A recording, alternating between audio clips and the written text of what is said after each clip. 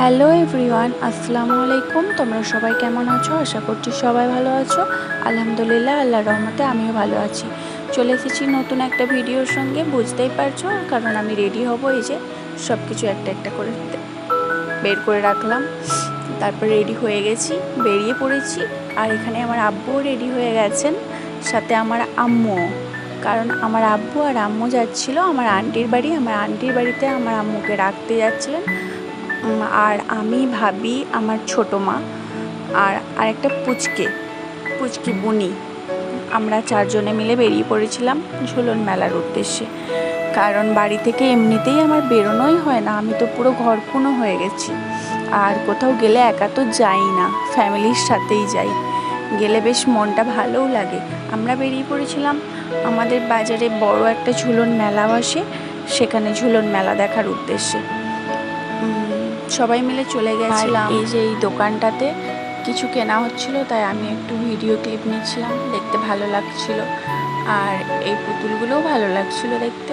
যেগুলো ভালো লাগছিল একটু একটু করে ভিডিও করে নিয়েছি। আমরা এসেছিলাম, দেখো, তখন 4টে সাড়ে 4টে বাজে, অতটাও ভিড় হয়নি, সেই জন্য ভালোই লাগছিল। আর বেলাবেলি এসেছি, তাড়াতাড়ি চলে যাব বাড়ি এটা ভেবে, কিন্তু তাড়াতাড়ি তো যেতে পারিনি।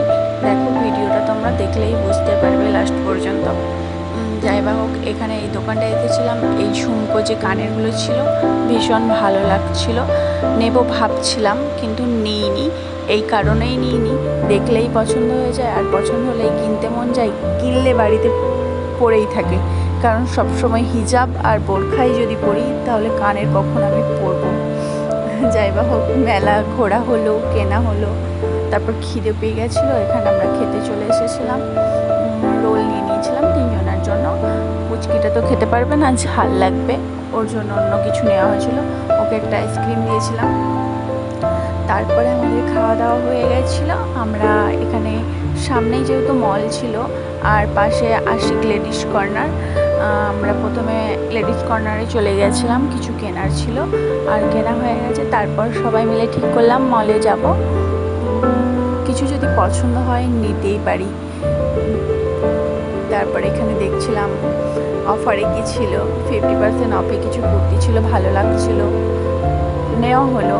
তারপরে মল থেকে বেরিয়ে আমরা চলে এসেছিলাম মুকেশদার কাছে, ফুচকাওয়ালা মুকেশদা। উনি খুব ভালো ফুচকা বানান। ফুচকা খাওয়া হয়ে গেছে, এবার কপিলাতে গিয়েছিলাম।